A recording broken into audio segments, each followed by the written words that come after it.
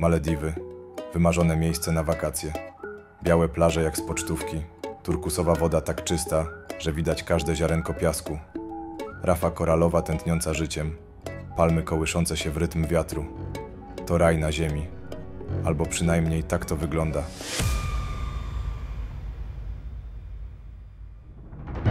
Ale raj też ma swoją ciemną stronę. Tę, której turyści zwykle nie widzą. Tysiące ton śmieci produkowanych każdego dnia. Część z nich trafia tutaj, na specjalne wyspy śmieci, gdzie Malediwy pokazują swoje prawdziwe oblicze. Za tymi pięknymi widokami kryje się problem, o którym nikt nie mówi. Powiem wam tak, już widzimy tą górę przed nami. Tam za tą bramą rośnie góra śmieci.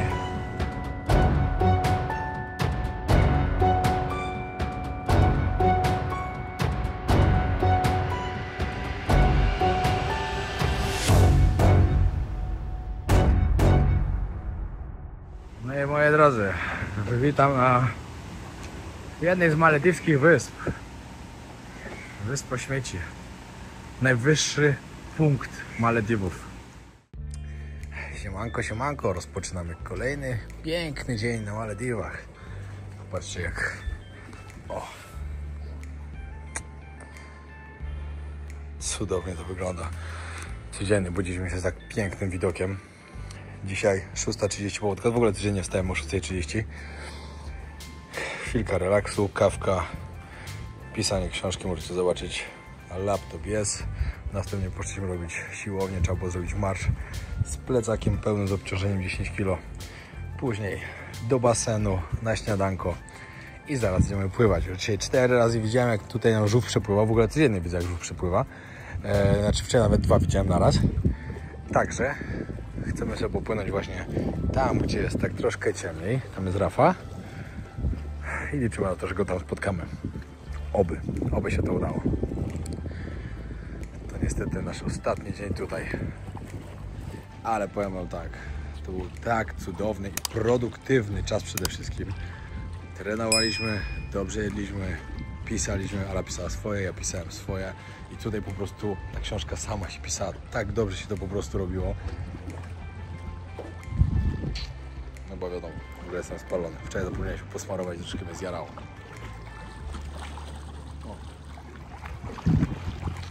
Dzisiaj o 15 mamy samolot do Male. W Male zostajemy i obok Male jest Wyspa Śmieci. Chcę zrobić o tym materiał, żebyście zobaczyli, że Malediwy to nie tylko to, ale Malediwy też mają drugą stronę. A dodatkowo spotkamy się tam z Dodo Knider. Pewnie wielu z was kojarzy, inni jeśli nie, to ją poznają. Dodo jest podróżniczką i właśnie ostatnie 3 tygodnie też spędziła na Malediwach. I akurat udało się, że dzisiaj w ostatni dzień się zobaczymy, bo ona już jutro wylatuje. A my właśnie zostajemy trochę dłużej, ale już na lokalnej wyspie. To jest właśnie coś, z czym borykają się Malediwy. Możecie zobaczyć, przed nami jest lokalna wyspa. No i chyba nie muszę wam mówić, co ten dym oznacza. Palenie śmieci. Gdzieś wyczytałem, że każdy turysta, który tutaj jest, dziennie wytwarza 3,5 kg śmieci. Oczywiście jest to dużo więcej niż ktoś, kto tu mieszka, ktoś tu pracuje, ponieważ na turystę dużo rzeczy muszą poświęcić. A te śmieci się tworzą. A co z tym zrobić? No właśnie, palą je. Jest tutaj cała Wyspa Śmieci, jest niedaleko Male. Staram się jutro tam popłynąć. Mam nadzieję, że mi się to uda. Dużo wam na ten temat opowiemy w tym odcinku. Także to będzie bardzo ciekawe, co usłyszycie. Chciałem, że na ostatni obiadek nasz samolot już chyba wylądował nawet. Tak mi się wydaje, że to lądował. Powiem wam, że jeśli mielibyśmy już wracać, a o tej godzinie, gdzie teraz nagrywamy, to już byśmy siedzieli w samolocie do Bangkoku, no to by była załamka trochę. Za szybko. Takie za mocne zderzenie z rzeczywistością. No, także fajnie, że sobie pojedziemy dzisiaj do Male, spotkamy się tam, później pojedziemy sobie jutro, popłyniemy jutro na wysepkę, tam jeszcze na parę dni, w sumie na tydzień. Tak w ogóle w sklepie Extreme Hobby są nowe koszulki z haftowanym wzorem, taki haft jak na bluzach. Biała z niebieskim, czerwona z białym i czarna ze złotym napisem. Całkiem fajne są. Dobrze wyszły i dobrze leżą. My już spakowani, się zbieramy i właśnie ten dźwięk właśnie nam pokazał, że czas ruszać dupę i się zbierać stąd, bo właśnie będzie lądował nasz samolot. Ty, a to chyba nie znasz. Niestety. Wiecie, jak fajnie się tu człowiek budził codziennie rano? Aż mi będzie tego... A nie, nasz, dobra. Zawraca, będzie lądował. Aż mi tego troszkę szkoda. Ale dobrze, że nie wyjeżdżamy jeszcze. Całe szczęście. To nasz Ala! Dlaczego? Dlaczego? No cóż. Było tu super, zdecydowanie polecamy. Bardzo. I żebyście wiedzieli, to nie jest żadna współpraca, to miejsce było po prostu tak kapitalne. Tak dobrze się tutaj czuliśmy, tak dobrze odpoczywaliśmy i się nie nudziliśmy, a to jest najważniejsze. Polecamy. Coco Palm. No z takim domku $1000. Plus podatek, oni tu mają plus. Nie wiem, to tam było to plus, ale tyle było. Zmieniamy na lokalną wyspę, tam można za $100 mieć naprawdę fajny hotel. Dodatkowo można spływać na wycieczki po prostu do takich resortów, żeby w takim miejscu spędzać sobie cały dzień. Jak kiedyś tak jeździłem i pokażę wam, jak to zrobić, jak można przyjechać na wakacje na Malediwy i nie wydać milionów. O tym będzie prawdopodobnie w kolejnym odcinku. Dobra, przyleciał ponad samolot, musimy tam dopłynąć. Dziękuję, było super.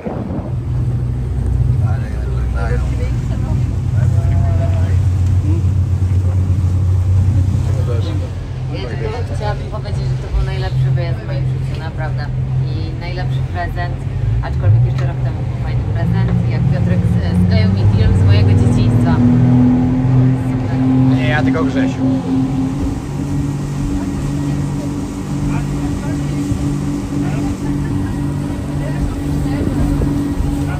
Jakbyśmy wracali teraz do domu, to bym się zapłakała. Dobrze, tutaj tak na puchę dawałeś sobie jako ludzie. Ojeju, do Polski, ojeju, to była katastrofa dla mnie. Jesteśmy już w samolocie. I właśnie zobaczymy te piękne widoki, które widać, jak się leci właśnie takim samolotem. Bo ostatnio się to nie udało.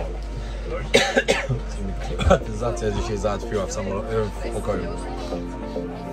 I wanna talk to you, my love, don't hide. Let's chase the darkness, let the tears subside. We'll find a way to heal the wounds we have sown. In this tropical house, we will make a home. I wanna talk to you, my love, don't hide. Let's chase. Ale jak oceniasz lądowanie?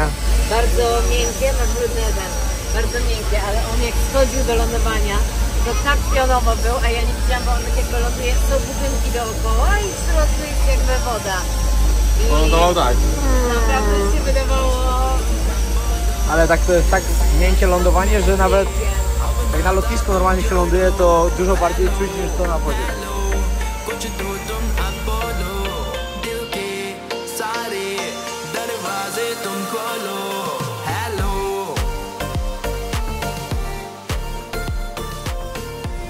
No, jesteśmy w centrum Male. Mamy stąd 5 minut teraz. Znaczy 5, mieliśmy w sumie 10, ale jeszcze mamy 5 do naszego hotelu. No jak wygląda Male, no. Normalnie jakbyśmy byli w Indiach, tylko takich czystych. Ale pachnie Indiami typowo. Chyba z jakiejś restauracji po prostu zapach curry przeszedł.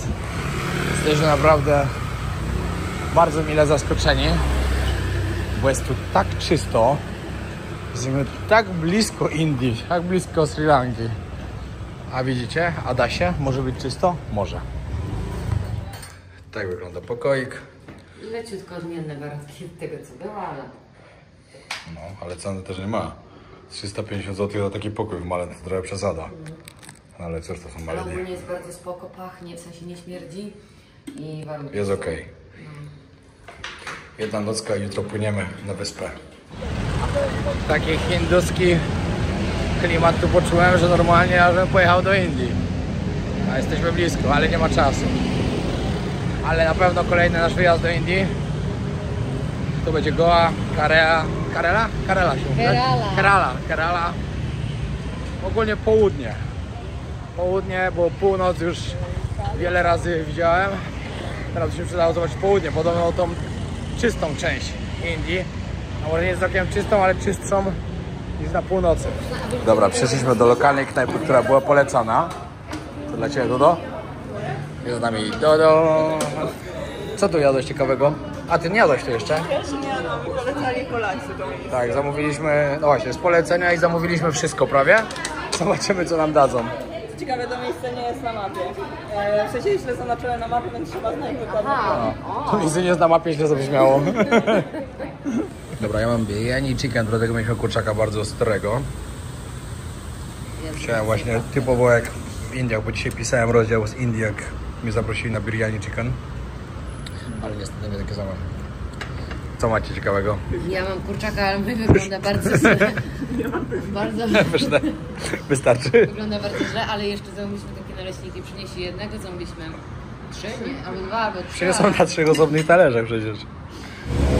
Miasto zaczęło żyć wieczorem. My idziemy już do chaty, posiedzieliśmy bardzo fajnie spędzony czas. Jutro rano spotykamy się na śniadanie i troszkę więcej jutro rano nagramy jeszcze. Dzisiaj się tak dobrze gadało, że po prostu nie nagrywaliśmy. To nie to, że wybija nasza godzina do spania, Właśnie. jest godzina 20, a my o 21 już leżymy w łóżku, to mogliśmy o siedzieć. Bo my z Alą żyjemy jak ludzie w Afryce, tam gdzie nie ma prądu. Jak się ciemno robi, idziemy spać i wstajemy razem ze wschodem słońca.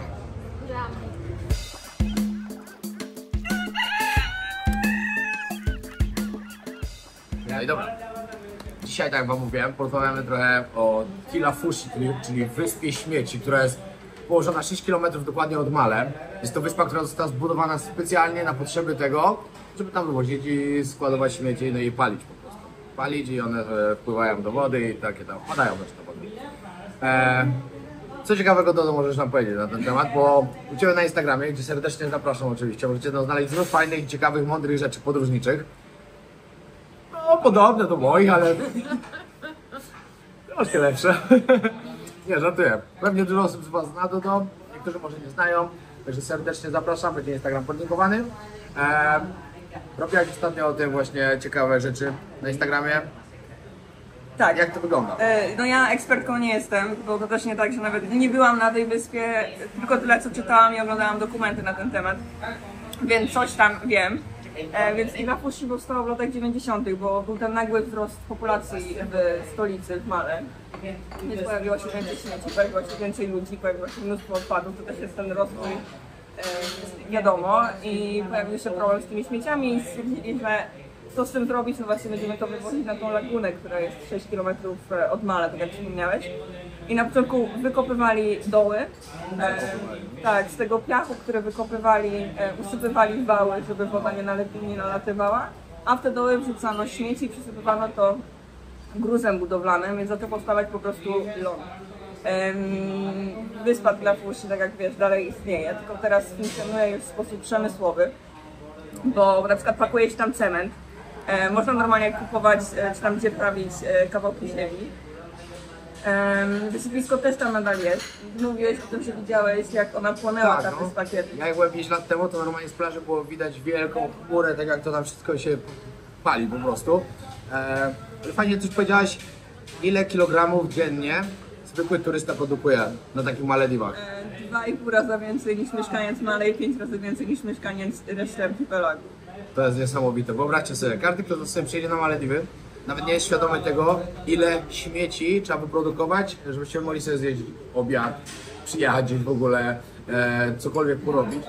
Ile to było? 3,5 kg chyba, gdzieś tam mówiłaś. 3,5 kg na turystę wychodzi Dziennie. Wiadomo, że to też zależy od trybu życia, od miejsca, którego się odwiedza i tak dalej. To jest uśrednione informacje. Też nie wiadomo, na ile można temu wierzyć, no ale tak podają źródła rządowe. No i też ta turystyka jest najważniejszym tutaj filarem gospodarki, więc to też nie da się tego tak całkowicie wyeliminować i jest to istotne dla ludzi. No ale śmieci są nadal na Kila Fushi wywożone. Myślę, że mamy 300 ton dziennie śmieci i wyspa przez to dosypywanie i to pogłębianie i kopanie i tak dalej rośnie nawet o metr dziennie. To jest ciekawe też, bo może wielu z Was nie wiedzieć, Malediwy ogólnie toną. Po prostu no, przez topienie się lodowców i tak dalej, no one po prostu poziom wody się podnosi, Malediwy się toną, ale ta jedna wyspa cały czas rośnie, ona nie maleje właśnie. To jest też tam najwyższy szczyt Malediwów, to jest właśnie, to są śmieci. To jest porąbane. Więc jeżeli Malediwy zatoną, a mają zatonąć, czyli sytuacja się nie zmieni, to ostatnie co zobaczymy to Bezpieczeństwo. No, to jest też bardzo ciekawe. Ja dzisiaj spróbuję tam się dostać. Jest to niedaleko, tak naprawdę jest male, może jeśli mi się uda złapać jakąś łódkę, żeby ją wynająć, to tam popłynę. Jeśli nie, pokażę z daleka, jeśli nie, to coś innego jeszcze wymyślę. Ale chciałbym, żebyście zobaczyli fajne odcinek na ten temat, jakie są jaka jest ta druga strona turystyki właśnie na Malediwach. Czy to jest dobre, że oni palą te śmieci, czy nie, sami sobie oceniajcie. My mamy swoje zdania na ten temat, którego nie będziemy tutaj wyrażać. Warto też powiedzieć, że zmiany są, bo są naprawdę fajne organizacje rządowe, które próbują tych zmian. Są fajne dokumenty, można znaleźć na YouTubie i tak dalej na ten temat, więc ta wyspa na przykład już nie płodnie. Ona teraz czasem zajmuje się ogniem, ale nie ma już tego dymu cały czas. Ale na innych wyspach są. Tak, na innych wyspach Ale są. tu jest chyba teraz zakaz plastiku, no nie? Ogólnie tam w tych resortach i w ogóle, no nie? Nie. Tak, bo jest dużo resortów. Jakby resorty działają bardziej ekologicznie często niż lokalne wyspy, bo współpracują z tymi organizacjami, butelkują swoją wodę, szkło. Ja na wyspach lokalnych, bo na nich przybywałam, też miałam styczność głównie ze szklanymi butelkami wody. Ze szklanymi butelkami, tak. Więc są te zmiany i na razie tylko tutaj do recyklingu poddawany jest plastik czysty, PET właśnie. Więc nawet jeżeli czyści się plażę, to zbieracie tylko takie butelki, nie zbieracie innych śmieci, bo na razie nie ma po prostu co z tym zrobić. I one są po prostu przekazywane do innych państw, ale to jest bardzo kosztowne. Jest niezła sprawa. Jak pamiętam 5 lat temu, jak byłem właśnie na Mafusi, tam gdzie się płyniemy, no to z jednej strony wszystko pięknie, ładnie, piękna plaża, hotele i tak dalej. Poszło się z drugiej strony, właśnie się widziało wielkie kupy śmieci, które były po prostu palone, bo musieli coś z tymi śmieciami robić. Ale to zobaczymy, jak będzie tym razem. Wczoraj jak leciliśmy samolotem, też było widać, nawet z naszej wyspy, tam gdzie byliśmy, z naszego domku było widać wielką chmurę, która się paliła po prostu naprzeciwko na następnej wyspie. Zobaczymy, jak to wygląda, także wam pokażę. Dziękuję bardzo jeszcze raz, zapraszam bardzo do Dodo, która jest podróżniczką, bardzo dużo podróżuje, była w wielu fajnych miejscach, na Instagramie znajdziecie dużo fajnych ciekawostek i... Dodo, którą wyspę poradzasz? Ile wysp widziałaś i która była dla ciebie najlepsza? Widziałam 5 lokalnych wysp, w sumie może więcej, ale zatrzymywałam się na 4 na noc i mi się najbardziej spodobało Daravandu, które jest bardziej popularne w sezonie naszym letnim, bo wtedy są manty. A teraz było całkowicie pusto. Mega przyjemnie, fajne ceny, mało turystów. Gdzie widziałaś najwięcej płaszczek? Najwięcej płaszczyk widziałam na Dangeti. Dangeti. A, Dangeti to jest ta, co tam była niedaleko, tak? Góra, tej długacznej, bardzo popularnej wyspy. O, masz chyba taksy od razu, czy zajęta? Nie, bo zajęta. Zajęta. Szukam taksówki, trzeba wylecieć z tego kraju. Dobra, przyjdziemy do portu i musimy gdzieś obczaić łódkę albo prom, który nas weźmie do Tilafushi, czyli na Wyspę Śmieci. Nie wiem, który to z nich zaraz trzeba ich zapytać. No zobaczymy zaraz.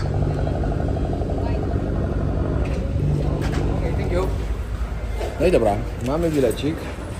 Bilecik nas kosztował $0,5, 2 złote. No ale musimy się spieszyć chyba, nie? Tak, no, gate number 3. O, to tu, Tilafushi, o, jest dokładnie. Pani mówi tak, po co wy tam chcecie jechać? A tak, żeby zobaczyć. Wyspa Śmieci, po co tam chcecie jechać? Nic fajnego tam nie ma.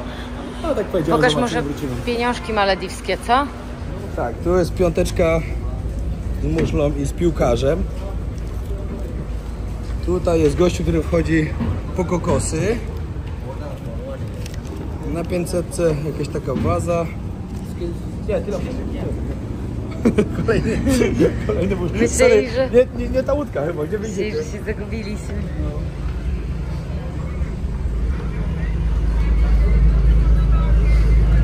Ludzie, którzy tutaj pracują na tej wyspie, no to są ludzie głównie z Bangladeszu i z Indii. Tania siła robocza po prostu, która tutaj przypływa pracować. Ale tak jak wam mówiłem, to się troszkę zmieniło od tego czasu, jak ostatni raz widziałem tą wyspę, bo są tu teraz jakieś fabryki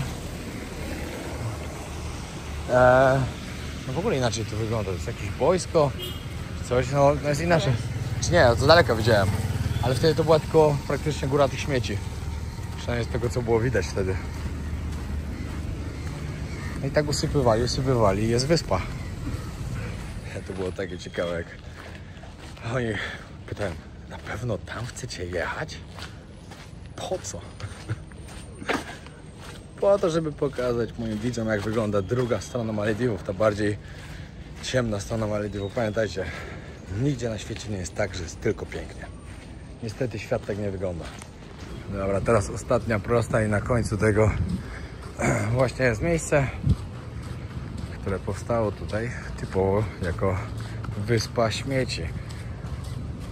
Co ciekawe, to jest całe sztuczne zasypane. Tutaj było tak, że w 91 jak zdecydowali to, że to składować tutaj, w 92 zaczęli i wyglądało to tak, że po prostu śmieci tu przypływały i za każdym razem zasypywali je piaskiem i dalej, i dalej, i dalej. I tak powstała ta wyspa. I właśnie tu, gdzie teraz idziemy, prawdopodobnie też powstało na śmieciach. Czyli to wszystko tutaj to są śmieci zasypane. Problemem było to, że właśnie mówili, że to jest tykająca bomba ze względu na to, ekologiczna oczywiście, ze względu na to, że tu były zasypywany plastik, butelki, baterie i tak dalej, i tak dalej. No i w końcu z tego zaczęły się robić różne rzeczy, a to było tylko przesypywane. Wszystko trafiało do wody. Tak samo jak palą tu te śmieci, to też przecież pył trafia do wody. I tak wygląda ta druga strona. Właśnie rozmawiamy z Alą, że jeszcze to, że taka pogoda dzisiaj tutaj jest, szaro, buro, te śmieci wszędzie. Jest tak nieprzyjemnie tutaj, że nie jedźcie tutaj sami. Naprawdę nie ma potrzeby. No ale to kto normalny tu przyjeżdża? Nikt. Nikt. Dlatego oni byli też zaskoczeni, co my tu w ogóle robimy. No. Bardzo No. nieprzyjemnie. Jest naprawdę syf. Jest. Ale sklepik jest, można sobie coś kupić, zaraz trzeba iść po coś do picia. No ale to jest przerąbane. Jak ludzie sobie wyobrażają tylko te Malediwy, jako tylko te piękne wyspy, piękne domki na wodzie i tak dalej, a nikt nawet sobie nie wyobraża tej drugiej strony tych wysp. No właśnie. Już właśnie przechodziliśmy w pierwszym miejscu, gdzie był dym i było czuć palony plastik. Patrzcie, nawet blok jakiś budują. No i dla pracowników. Jakby mogliśmy... Powiem wam tak, już widzimy tą górę przed nami. Tam za tą bramą rośnie góra śmieci. Dziennie około 400 ton odpadów jest tutaj zwożone w to miejsce.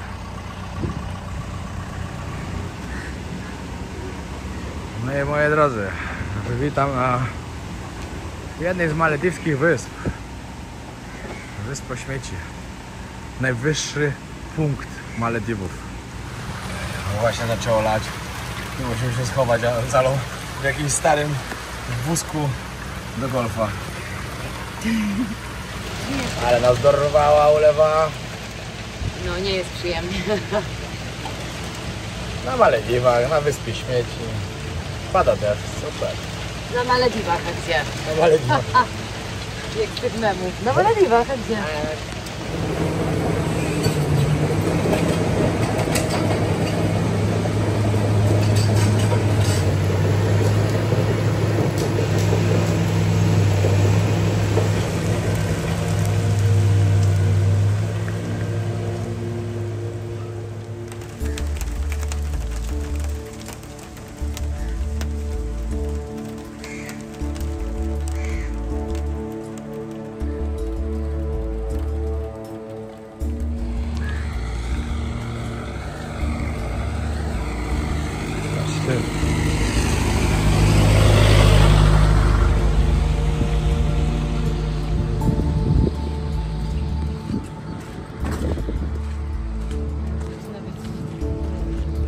No, zaczyna być smród.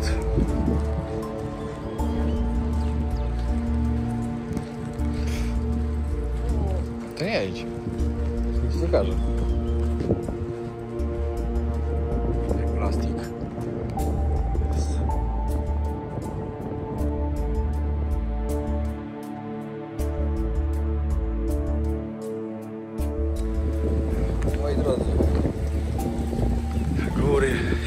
śmieci.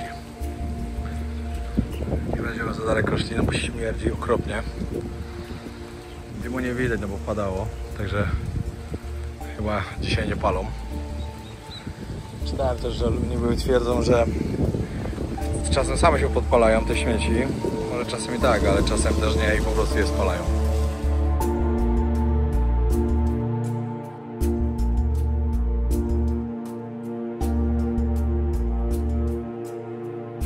Sorry za wjazd, ale popsuły mi się mikrofony niestety ostatnio i nie kupiłem nowych jeszcze. Patrzcie to. Dobra, na miniaturkę będzie. Patrzcie, jak to wygląda.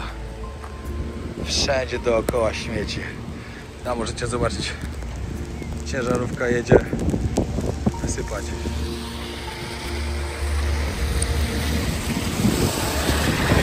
Wielkie góry. Dobra, idę stąd, śmierdzi okropnie. Dość niezdrowe jest wdychanie takiego czegoś. Ale jest strasznie. Muszę się też schować. Wyspa śmieci. No i tak, moi drodzy, cieszę się, że mogłem wam pokazać tą drugą stronę, tą wyspę śmieci. Tą ekologiczną katastrofę, która tutaj się dzieje. Dodo mówiła, są już firmy, które się zajmują tym, żeby w jakiś ekologiczny sposób to było składowane i coś z tym robione, ale czy tak jest? Nie wiem. 5 lat temu, dokładnie jak byłem tu podczas mojej pierwszej podróży po Azji, pierwszej prawdziwej podróży z plecakiem. Ostatnim krajem z 15 było właśnie Malediwy. Ale też spędziłem 2 dni wtedy chyba. Ale pamiętam, tak wszedłem jedną z plaż i w oddali zobaczyłem wielkie chmury dymu po prostu, które się unoszą z nad wyspy. I wtedy zacząłem się interesować, co to za chmury dymu są właśnie. No i wtedy zobaczyłem, że to jest właśnie wyspa śmieci. Też się wtedy interesowałem. Nie udało mi się wtedy tutaj dotrzeć. Tym razem fajnie, że się to stało, że mogłem wam pokazać, jak to wygląda. Jedynie żałuję, że nie wziąłem drona, żeby przelecieć dronem nad tym, bo to też by było na pewno bardzo ciekawe, chociaż nie wiem, czy w ogóle bym mógł to zrobić. Ale no, ciekawy widok, naprawdę ciekawy. Ktoś może sobie powiedzieć, a no, na wysypisku nie byłeś nigdy. No, na wysypisku, które jest jako wyspa, deptam właśnie po miejscu, którego nie było, które zostało tutaj usypane ze śmieci po prostu i zasypywane ziemią. Za mną wielkie góry, najwyższy szczyt Malediwów.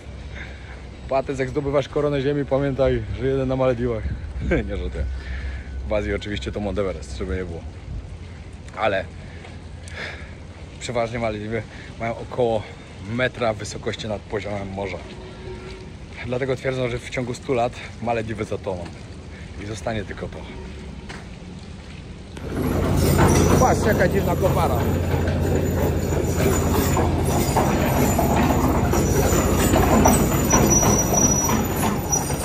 Parę osób może się zastanowić, dlatego właśnie wybrali to miejsce na to, żeby tu była ta wyspa śmieci. Tutaj wcześniej była laguna, która miała 7 km długości, 200 metrów szerokości i znajduje się blisko Male, czyli blisko stolicy. Także idealnie, żeby tutaj dostarczać te śmieci. Idealnie, żeby tworzyć tą górę.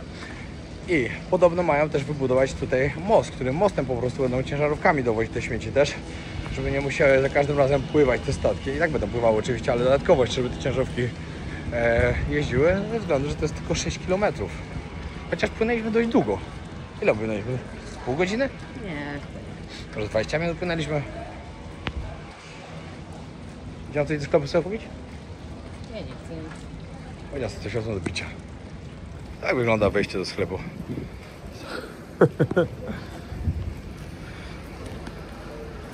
Witamy. Dobra, wracamy do Male. Pogoda się w miarę zrobiła. Także jeszcze wam pokażę Male i później płyniemy na Mafushi. Moi drodzy, jeszcze przydałoby wam się powiedzieć parę ciekawostek na temat Male, czyli stolicy Malediwów. Naprawdę bardzo malutka wyspa, która ma tylko 2 km². Żyje tutaj około 140 000 ludzi na takim malutkim obszarze. Dlatego jest dużo budynków, które już są po prostu wybudowane jak, no nie mogę powiedzieć drapacze chmurowe, drapacze chmury mi daleko, chociaż jakby patrzeć na resztę, to dla nich może takie i są. Ogólnie na całych Malediwach mieszka między 450 a 500 tysięcy ludzi, także w samym Male około 25%. Oczywiście jest to kraj muzułmański, panują tu zasady właśnie takie jak w kraju muzułmańskich. Dodatkowo to będziemy płynąć na Mafusi.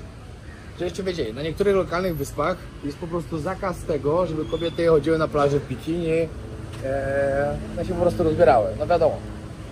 Ale na Mafusi jest trochę inaczej. Mafusi ma się pod tym względem jest inną wyspą, na której można sobie to pozwolić, na to pozwolić.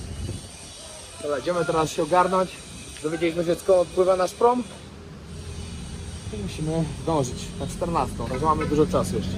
Czy warto zostać nam w Male, jak się przyjeżdża na Malediwy? To myślę, że nie. Chyba, że ktoś jest podróżnikiem, po prostu chce zobaczyć, jak to wygląda, no to okej. Ale jak ktoś przyjeżdża na wakacje, to myślę, że nie. To stracę ten czas, lepiej jechać teraz na wyspę i sobie spędzać fajnie czas na wyspie. Miasto jest w miarę czyste. Dużo miejsc fajnych do jedzenia, jakieś kawiarnie, sklepiki i tak dalej. Ale czy po to tu ludzie przyjeżdżają? No raczej nie. Zdecydowanie jest za dużo ludzi tu mieszka na tak małej powierzchni. Po prostu przeludnienie jest.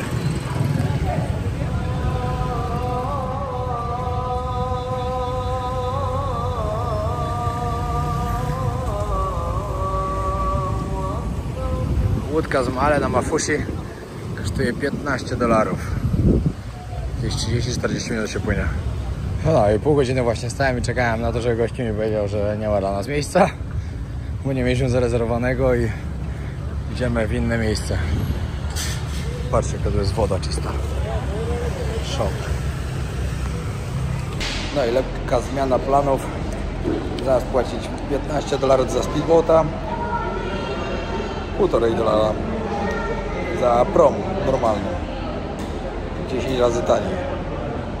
Ile będzie płynęło, to powiem wam, jak już dopłyniemy na miejsce. Na tamtym nie było po prostu miejsca, nie zarezerwowaliśmy wcześniej. No ale też fajnie, że będziemy mogli wam pokazać taką bardziej budżetową opcję. Bo Malediwy naprawdę można zrobić też tanio. I prawdopodobnie w kolejnym odcinku dość sporo wam o tym opowiem.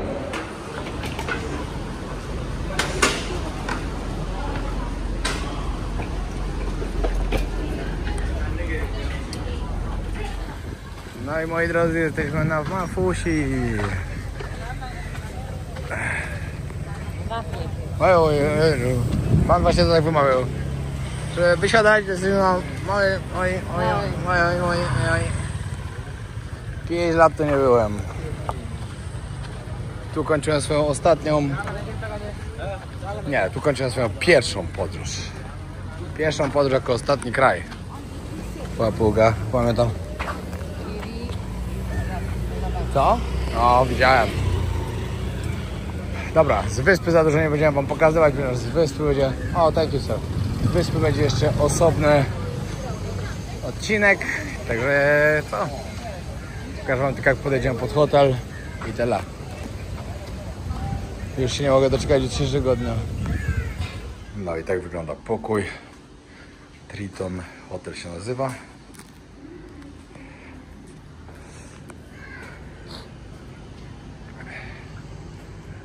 Zachód słońca zaraz będzie, także plaża już wygląda jak wygląda.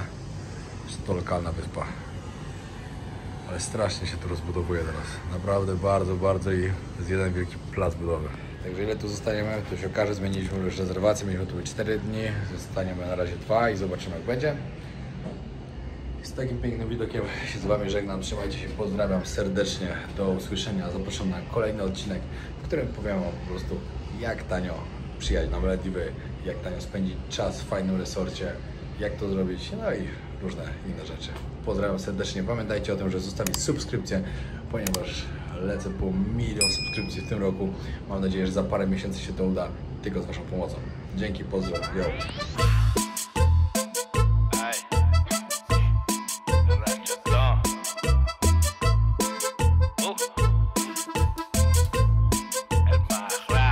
Nadie como yo, tú nunca jamás. Me dices que me quieres, pero no es verdad. Nadie como yo, nadie como yo. Ando poco trippy, trippy, trippy, kush. Johnny Canales cuando yo prendo la TV. Mira que conmigo, baby, vas a aprender.